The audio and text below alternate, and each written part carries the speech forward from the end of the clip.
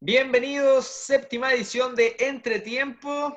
Y bueno, hoy día tocaremos un tema distinto al anterior. Hablaremos de los clásicos de nuestro país, pero no los clásicos de la región metropolitana, los clásicos nacionales, sino que los clásicos de región, los clásicos de provincia, clásicos muchas veces relegados, pero que tienen la misma pasión o a veces más de los clásicos del gran nivel nacional. Haremos un repaso desde el norte al sur y empezaremos contigo, Bruno. ¿Qué nos traes hoy día? Hola Joaquín. Em, Como tú dices, la pasión predomina en estos clásicos porque a diferencia de los clásicos de Santiago, yo no soy hincha de Católica porque vivo en Católica, ni soy hincha de Colo Colo porque vivo en Colo Colo, sino que como pasa en región soy hincha porque vivo en el lugar y porque el equipo representa la idiosincrasia del lugar que vivo y me representa. Para lo cual nos trasladamos al norte chico de nuestro país, al clásico de la región de Coquimbo, que tiene, que es la rivalidad entre Deportes La Serena y Coquimbo Unido. Clásico que tiene su primer partido del año 1960. Ojo, antes de seguir, quiero decir que las estadísticas de las que voy a decir, los números, son de la página Goles Son Amor, una página estadística de fútbol. Bueno, su primer partido es del año 1960, correspondiente a la segunda división. Es un clásico que la mayoría de sus partidos se han disputado entre primera y segunda. 33 partidos en primera y 32 en segunda. Las bancas de estos equipos han visto pasar a entrenadores importantes para nuestra historia del fútbol nacional. El primero es Luis Santibáñez, aquel defensivo entrenador que nos llevó al Mundial de España 82. Otro es José Zulantay, el entrenador que sembró la primera semilla en lo que es la generación dorada. Hoy, Coquimbo Unido tiene a Germán Corenguia como entrenador y Deportes La Serena al prometedor Francisco Bozán, que esperemos que le vaya bien para que el gremio, tan venido a menos de los entrenadores en Chile, siga en evoluciones, que lo necesitamos mucho. Para entender el ambiente que se genera en el clásico de la región de Coquimbo, voy a leer una declaración de Francisco Arrué, jugador que tú, Daniel, debes conocer bien, que él jugó en Coquimbo. Si pierdes un clásico con Coquimbo Unido, a la semana siguiente no puedes salir a la calle. En Santiago la ciudad es grande, pero en el puerto casi todos se conocen. Los hinchas viven con mucha pasión el fútbol y no les gusta perder. Esa es la declaración del exjugador de Universidad Católica. Bueno, para irnos a la estadística pura y dura de este clásico, han jugado un total de 120 partidos, 46 victorias para Coquimbo Unido, 30 para Deportes La Serena y 44 empates. O sea que el equipo aurinegro lleva 16 triunfos por encima que Deportes La Serena. Brecha bastante grande, que para que se la logre empatar Deportes La Serena tiene que pasar un buen tiempo y ganar mucho. Una de las grandes goleadas de este clásico es para Coquimbo Unidos, que fue un 4-0 en, en la primera vez, la temporada 2013-2014. El partido con más goles corresponde a un 4-3 a favor de Coquimbo para la apertura 2004. Torneo, época donde los dos equipos militaban en la primera división. Existen rachas de estos clásicos, de este clásico, una para Deportes La Serena, que es de 8 partidos sin perder frente a los Piratas entre el 84 y el 86. 8 partidos. La que es para Coquimbo Unido corresponde a 10 partidos entre el 86 y el, el 88. Si hacemos una comparación entre el palmarés del equipo Pirata y el equipo Granate, aquí se lleva la delantera el equipo de Deportes La Serena, con 4 títulos frente a 3 de Coquimbo Unido. Ambos comparten 3 títulos en segunda división, pero la diferencia la hace Deportes La Serena con una Copa Chile de 1960. Jugadores que han vestido ambas camisetas, haciéndose un Luis Figo, puede ser José Zulantay, que lo hizo como entrenador y lo hizo como jugador, debutando en Deportes La Serena en el año 56 y luego retirándose en el año 73. Francisco Arrué jugó en las Deportes La Serena el año 2002 y se retira por Coquimbo Unido el año 2016. Esos son jugadores que conozco, pero hay varios que por respeto a los hinchas de estos clubes voy a nombrar, que en realidad no son de mi conocimiento, pero el hincha de toda la vida los debe conocer. Jorge el Potro Cerino, Héctor Cunta Cadello, Mario Loco Rodríguez, Felipe Flores, no el de Colo Colo, Gamadiel García, Carlos Tejas, son algunos de los que han pasado por ambas instituciones. El último encuentro que jugaron fue por primera división el 1 de marzo de este año. No se enfrentaban por primera desde hace 13 años atrás. Se jugó en el Francisco Sánchez Rumoroso, correspondiente al enfrentamiento número 120 entre ellos. El partido lo gana el conjunto pirata por 2-1 con un muy buen un golazo de Mauricio Pinilla, que milita hoy en Coquimbo Unido. Otro buen jugador que milita en Deportes La Serena, eso sí, es Jaime Pajarito Valdés. Ambos con Valdés y Pinilla con un muy buen recorrido en Europa. Bueno, dejamos este clásico que se caracteriza por su calor en el día y mucho frío en la noche, como es la zona norte de nuestro país. Vámonos poco más al centro, Daniel, con el clásico. Hola, Juego, hola, Bruno. Bueno, yo les voy a contar la historia de uno de los partidos que a mí más me gusta ver en el fútbol chileno, sea en primera o sea en segunda. Estoy hablando del clásico de la quinta región, el clásico porteño. Este clásico lo animan Santiago Wanderers y Everton de Viña del Mar. Bueno, voy a partir al tiro con las estadísticas. Estos dos equipos se han enfrentado en un total de 165 oportunidades en el profesionalismo y 99 de ellas han sido en primera división. La estadística, a diferencia de la de Coquimbo con La Serena, es muy pareja. Bueno, en primera división voy a decir eso, que es el más importante. Everton ha ganado 38 partidos, Wanderers 32 y Everton, o sea, ya han empatado 29, en 29 ocasiones. O sea, una estadística muy pareja, y si lo llevamos al total en el profesionalismo, también Everton 65 victorias, Wanderers 57 y 43 empates. En cantidad de títulos, por primera división, Everton tiene 4 y Wanderers tiene 3. El último de Wanderers fue en el 2001 y el último de Everton fue en el 2008, cuando le ganaron a Colo Colo esa final. Y en Copa Chile, ahí Wanderers tiene una leve ventaja con 3 títulos y Wanderers, o sea, y Everton solo lleva 1. Las goleadas. Aquí empieza a ver, empiezan a hacer un poco esta rivalidad de estos equipos. En el año 1950 se enfrentaron en Viña del Mar y Everton ganó por 17-0 a Wanderers. Ese es el marcador más abultado de la historia del fútbol chileno. A ver, aquí habían problemas, los jugadores de Wanderers no se quisieron presentar. Finalmente, el equipo de Valparaíso se presentó con 3 titulares y 8 juveniles.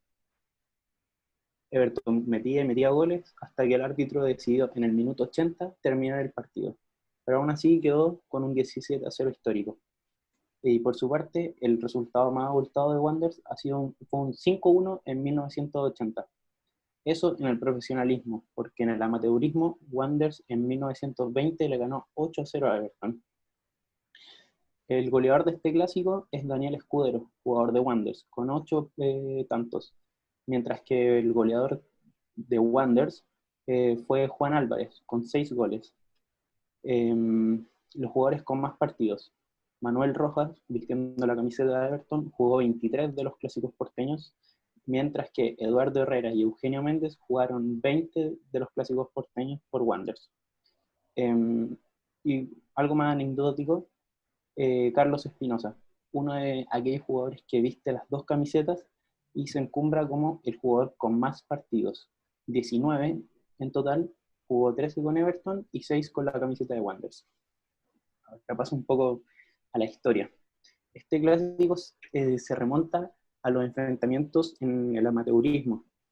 Wanderers, fundado en 1892, y Everton, fundado en 1909. Cuando nace Wanderers y Everton cuando nace Everton, Wanderers ya tenía un registro, ya era uno de los equipos más importantes de la región, siempre estaba disputando los torneos y ya se encumbraba como el representante de la quinta región hacia Chile. Bueno, las primeras armas que va haciendo Everton es a la sombra de Wanderers, y eso se da hasta fines de la década de 1920, cuando cuando Everton logra ganar una seguidilla de títulos que lo encumbran como un rival a vencer. Recordar que Wanderers fue fundado en la ciudad de Valparaíso, por lo tanto la rivalidad era mucho mayor. Esto se da hasta 1943, cuando los ruleteros se mudan de ciudad de Valparaíso a Viña del Mar, lo que da la impresión de que se enfrentan las dos ciudades más grandes de la región, y se enfrentan tanto en la cancha como la ciudad misma.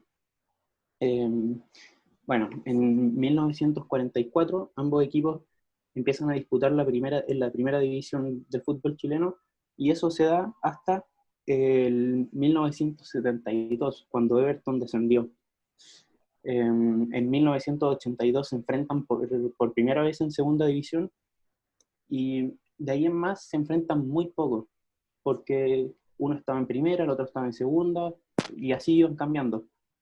2 temporadas nada más se toparon en primera división, fue la del 90 y la del 91.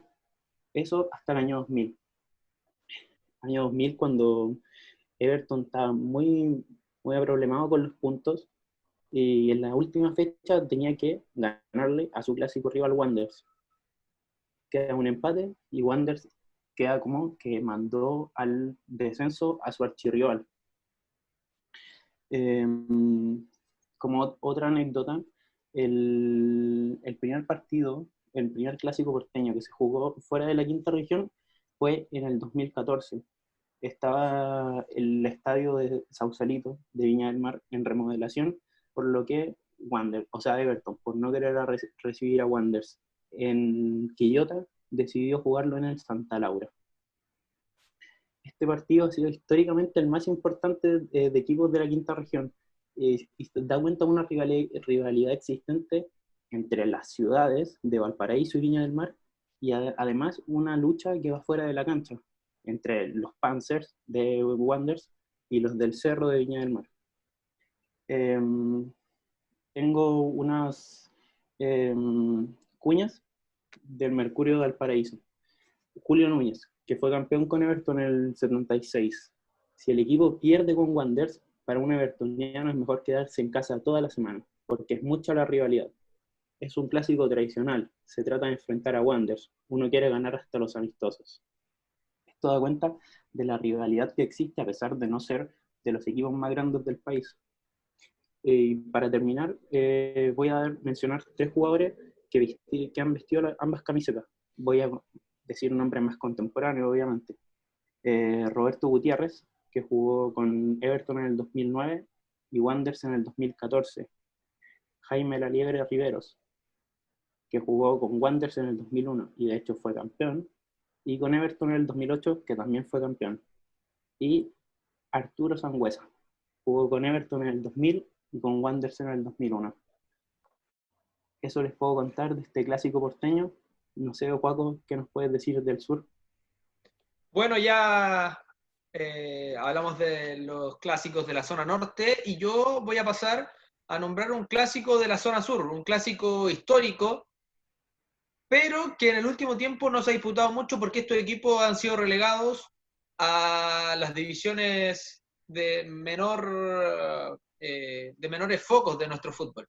Hablo del clásico penquista, el clásico que lo juegan Deportes Concepción y Arturo Fernández Vial. Como todos saben, el clásico penquista de Concepción, su rivalidad nace tras la negativa de Fernández Vial de fusionarse junto a otros equipos amateur de Concepción, obviamente, como Galvarino, Liverpool, Juvenil Unido y Santa Fe para formar al equipo que representaría a la ciudad de Concepción en el campeonato nacional. Esto en el marco de que se iba a formar un equipo para ingresar a la segunda división en 1966. De allá a esto, tenemos miles de estadísticas de este clásico. Si bien no es tan jugado como el de ustedes, es muy caliente y de hecho el equipo de Fernández Vial tiene, por decirlo así, los primeros registros de barras bravas en nuestro país, con los chicos malos. Yéndonos a las estadísticas, en el profesionalismo han disputado 55 clásicos estos dos equipos, con 23 empates, 18 triunfos para Deportes Concepción y 14 triunfos para Fernández Vial. El primer clásico penquista se disputó el 14 de abril de 1982 en Collao. Ante más de 18.000 personas, estos clubes se enfrentaron y igualaron sin goles. El partido, como les decía, finalizó 0-0 y estuvo marcado por una batalla campal. 5 expulsiones por parte de Fernández Vial, Carlos Durán y Nelson Acosta, y por parte de Deportes Concepción, con Miguel Gutiérrez y Marcelo Figueroa y David Godoy. Ya yéndonos a algo mucho más actual, el último encuentro de este clásico se disputó en la Copa Chile en 2012, con victoria para Fernández Vial 1-0 en la ida, y completando la llave, victoria para Deportes Concepción 4-0 en la vuelta.